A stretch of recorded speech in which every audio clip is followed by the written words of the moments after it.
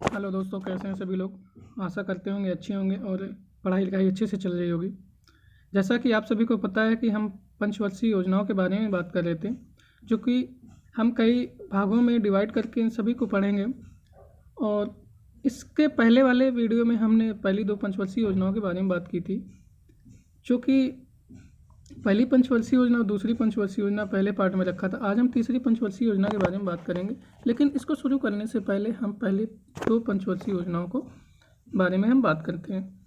थोड़ा सा जल्दी से डिस्कस कर लेते हैं कि जो पहली पंचवर्षीय योजना थी वो 1951 से 1956 के बीच में था, और इसका जो मॉडल था हेराल्ड डोमल के मॉडल पर आधारित थी। और इसमें से जो प्रमुख बल दिया गया था कृषि एवं सिंचाई क्षेत्र पर बल दिया गया था, और इसमें से कुछ महत्वपूर्ण कार्य हुए थे, जैसे 1952 में सामुदायिक विकास कार्यक्रम और 1953 में राष्ट्रीय प्रसार सेवा, और इसी में ये प्रारंभ किए गए थे। इसी में से कुछ महत्वपूर्ण डैम बनाए गए थे, जैसे भाखड़ा नागल, दामोदर घाटी एवं हीराकुंड जैसी बहुउद्देशीय परियोजनाएं लाई गई थी। अब दूसरी पंचवर्षीय योजना के बारे में बात करते हैं, तो 1956 से 1961 के बीच में इसका टाइम पीरियड रहा, और यह मॉडल था इसका पीसी मालनोविस के मॉडल पर आधारित थी। इसमें जो प्रमुख बल दिया गया था वो उद्योगों को प्राधान्य दी गई थी, मतलब उद्योगों को बढ़ाया गया था। इसमें से जर्मनी की सहायता से राउरकेला स्टील प्लांट की स्थापना की गई थी, जो कि ओडिशा में। इसी के साथ भिलाई स्टील प्लांट, जो कि रूस के सहयोग से छत्तीसगढ़ में बनाया गया था, और दुर्गापुरा पश्चिम बंगाल में, जो यूके की सहायता से स्थापित की गई थी। इसी के साथ साथ इंटीग्रल कोच फैक्ट्री और चितरंजन लोकोमोटिव्स की भी स्थापना की गई थी। ये तो रही पहली दो पंचवर्षीय योजनाओं के बारे में। अब हम तीसरी पंचवर्षीय योजना के बारे में बात करते हैं। तीसरी पंचवर्षीय योजना का जो टाइम पीरियड है 1961 से 1966 के बीच में, 1961 से 1966 का बीच में जो टाइम पीरियड है उसको तीसरी पंचवर्षीय योजना का टाइम पीरियड रहा। अब इसका जो मॉडल है जॉन सैंडी तथा सुखमय चक्रवर्ती, के मॉडल पर आधारित थी, जिसके अनुसार क्या था कि प्राथमिक एवं द्वितीयक क्षेत्र का विकास इस प्रकार किया जाए कि दोनों क्षेत्र एक दूसरे के पूरक एवं सहयोग के रूप में स्वतः रूप से विकसित हो सकें। मतलब कि प्राथमिक एवं द्वितीयक क्षेत्र का विकास इस प्रकार किया जाए कि दोनों एक दूसरे के पूरक एवं सहयोगी के रूप में स्वतः रूप से विकसित हो सकें। अब हम आगे बात करते हैं इसका जो मुख्य उद्देश्य था आत्मनिर्भर व स्वतः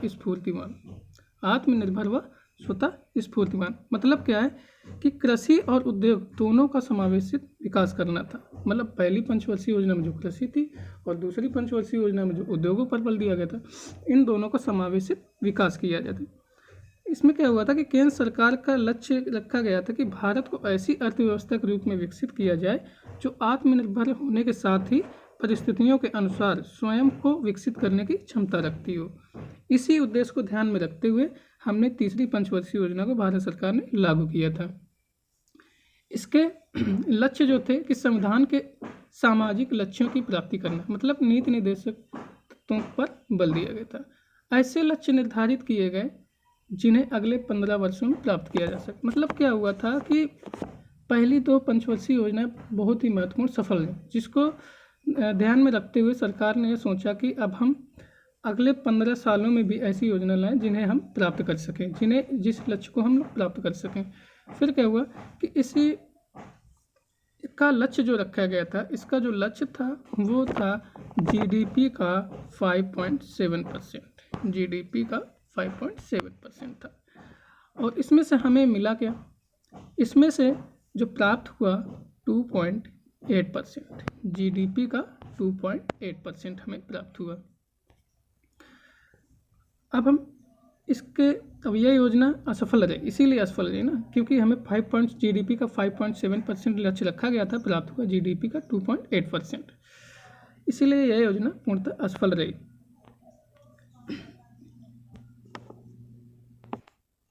इस योजना के प्रमुख बिंदु ये थे कि राष्ट्रीय आय को प्रति वर्ष 5% की दर से बढ़ाना, और खाद्यान्न के क्षेत्र में स्वावलंबी बनाना, और उद्योगों की मांगों को पूरा करने के लिए कृषि उत्पादन को वृद्धि करना था।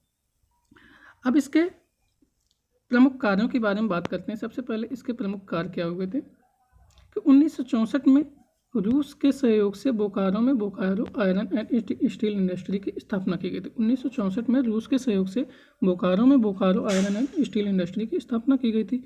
इसी में क्या हुआ था कि रुपये का अवमूल्यन किया गया था, मतलब कि राष्ट्रीय आय को 5% की दर से बढ़ाया गया था और रुपये का अवमूल्यन किया गया था। 1964 में यूनिट ट्रस्ट ऑफ इंडिया और industrial development bank of India की स्थापना की गई थी, जिसे हम IDBI के नाम से जानते हैं, इंडस्ट्रियल डेवलपमेंट बैंक IDBI। उसमें क्या हुआ था, इसी के बाद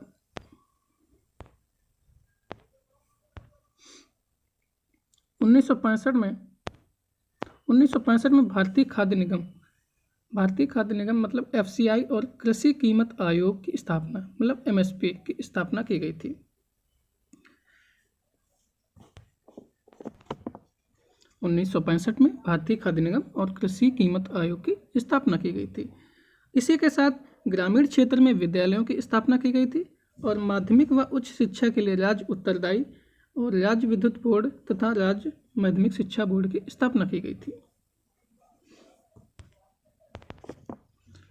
गहन कृषि क्षेत्र कार्यक्रम 1963-64 में लाया गया। सघन पशु विकास कार्यक्रम 1964 और 65 में लाया गया। इसी के साथ साथ कांडला में पहला निर्यात प्रसंस्करण क्षेत्र 1965 में लाया गया था। और यह 12 पंचवर्षीय योजनाओं में से एकमात्र ऐसी पंचवर्षीय योजना थी जिसमें से कृषि के क्षेत्र में नकारात्मक वृद्धि दर्ज की गई थी।